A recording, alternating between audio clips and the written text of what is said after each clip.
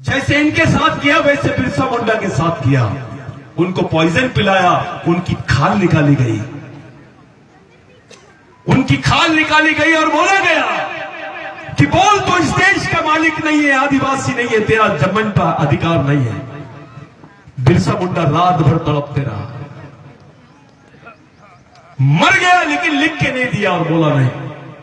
आखिरी दम तक एक ही बात बोला, मैं इस देश का आदिवासी था, हूं और रहूंगा।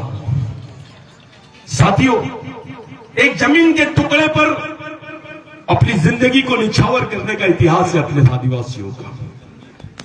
इनसे पूछो, अगर ये जमीन नहीं होती तो देश होता क्या? अरे देश का आजादी हुए तो 47 साल थे भाई। इस देश का भारत नाम नहीं था तब से आदिवासी रहता है। यहां राम का जन्म नहीं हुआ था तब से आदिवासी रहता है।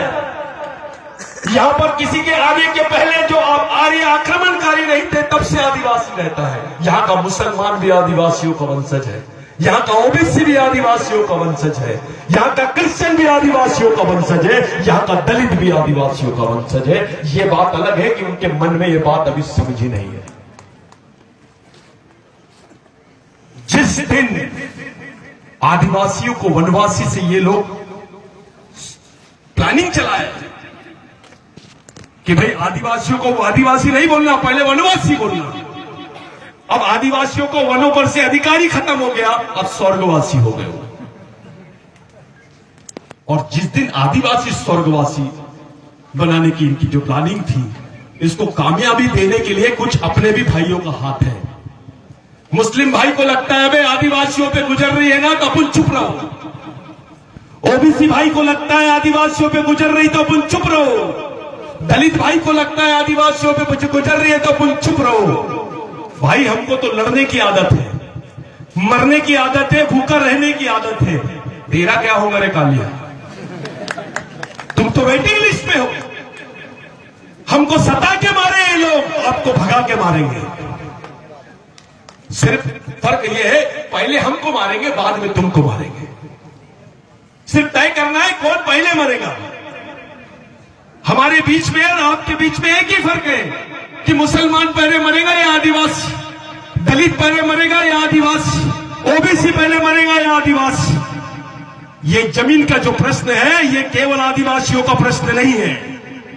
जिस दिन इस देश का आदिवासी वनवासी हो जाएगा, यहां का ओबीसी, मुस्लिम, दलित, अल्पसंख्यक सब स्वर्गवासी हो जाएगा।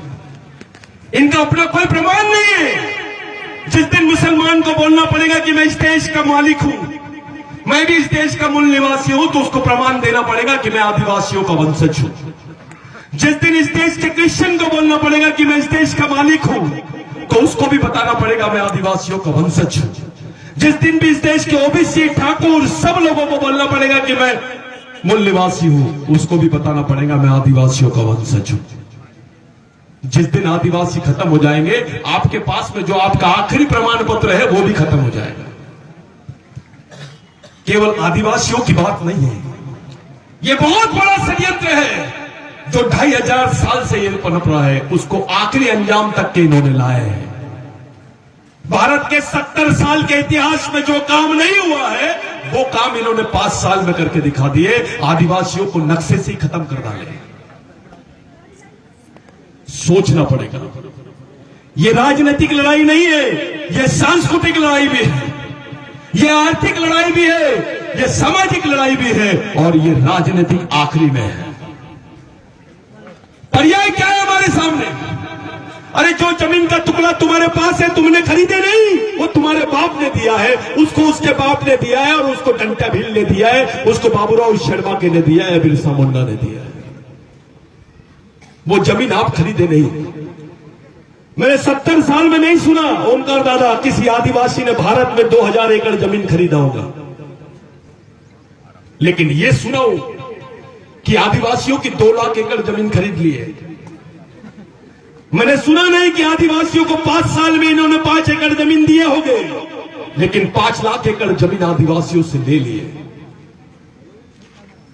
किसके साथ हो रहा है ये? आदिवासियों के साथ ही हो रहा है। ये बहुत खतरनाक बात है, ये दर्दनाक है। आपके आने वाली पीढ़ी वो पेट से ही नक्सलवादी पैदा होगा।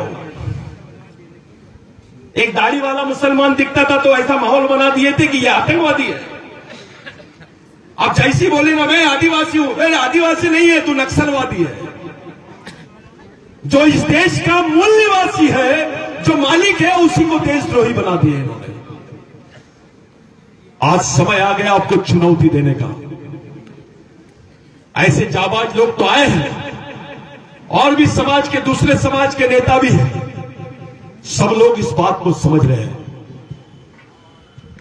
आपके ऊपर भी हमने समझाए, उन लोगों ने भी माने इस बात को, स्वीकार कर रहे हैं कि आदिवासियों की नहीं, सही में आदिवासियों की जमीन है और ये मिलना चाहिए।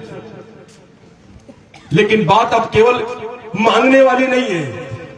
बिरसा मुंडा के एक कथन को याद करो, जल जमीन जंगल सम्मान और अधिकार मांगने वाली चीज नहीं है। आगे समझ जाओ, वो तरीका तुमको अपनाना पड़ेगा। ये कोई नेतागिरी की लड़ाई नहीं है। यहां ओमकार मरकाम को लाया गया, इसलिए नहीं लाया गया कि यहां पर कांग्रेस को वोट दिलाना है, फलाना ऐसा करना, वैसा नहीं। ये मैसेज देना था हमको, ये संदेश देना था कि हमारे समाज का मंत्री रहे या विधायक रहे या समाज का अधिकारी रहे, इस लड़ाई में समाज का एक एक आदमी अपने समाज के लिए कुर्बान है। ये बात दिखाना चाहता था। इतने कमजोर नहीं है। एक बिरसा मुंडा था तो वाट लगा दिया था, एक बाबा साहब अंबेडकर था तो वाट लगा दिया था। अब तो 1000 बिरसा मुंडा है, लाखों की संख्या में है। इस परिस्थिति को भापो, इस महत्व को समझो। ये मूवमेंट केवल आपको टोपी पहनने के लिए, मैं बिरसा ब्रिगेड का हूं ये बोलने के लिए, इसका फायदा उठाने के लिए नहीं। ये मूवमेंट आपको सही रास्ते पर लड़ाई लड़ने के लिए ले जाना चाहता है। ये जो आज इतना बड़ा आयोजन हुआ है, इस आयोजन के मार्फत हम एक संदेश सरकार को, दिल्ली सरकार को देना चाहते हैं कि आदिवासियों को कमजोर मत समझो। ये मैसेज हम लोगों को देना है। आने वाले समय में हम पूरे देश के 5 लाख आदिवासी कार्यकर्ताओं को नागपुर में जमा कर रहे हैं बिरसा ब्रिगेड के मार्फत। जिस नागपुर से इन्होंने सरकार चलाई थी, जिस नागपुर से आरएसएस ने सरकार चलाई थी, केंद्र की उसी सरकार को नागपुर से आदिवासी गिरा के बताएंगे। ये याद करने की तैयारी हम लोग कर रहे हैं।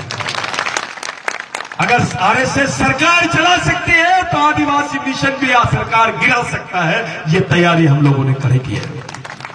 इतनी बड़ी तैयारी में आपका योगदान, प्रदेश के हर 11 राज्यों के लोगों का योगदान बहुत महत्वपूर्ण है।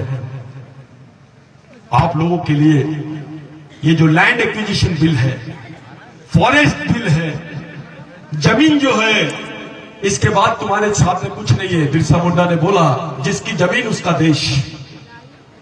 उस कानून को याद करो, जिसके लिए 1 लाख आदिवासी मरे थे पूरे देश में। इतने लोग सेकेंड वर्ल्ड वॉर में भी नहीं मरे। वो 1 लाख आदिवासी जब मरे, तब जाके इस देश में कानून बना बिरसा मुंडा के आंदोलन में, जिसको लैंड एक्विजिशन एक्ट बोलते, कि आदिवासी की जमीन गैर आदिवासी नहीं ले सकता है, और गैर आदिवासी तो क्या सरकार भी नहीं ले सकती है। इसका मतलब साफ है कि उस वक्त अंग्रेजी हुकूमत ने मान लिया था कि आदिवासी ही इस देश का मालिक है, और ये लोग उसी बात से बदला ले रहे हैं हमसे। 1858 से ये हमारे पीछे पड़े हैं, तभी से इन्होंने हिंदू महासभा और आरएसएस का गठन किया। आदिवासी ने कभी किसी ब्राह्मण से दुश्मनी नहीं की, आदिवासी ने किसी जाति धर्म से दुश्मनी नहीं की, आदिवासी ने किसी धर्म विशेष जाति विशेष के लोगों से दुश्मनी नहीं की, सबको गले लगाया। लेकिन आज साथियों, आदिवासियों की गर्दन काटने के चक्कर में है ये। हम गला मिला रहे हैं, इनसे गले से गला मिलाते हैं, ये हमारी गर्दन साफ करने के चक्कर में है।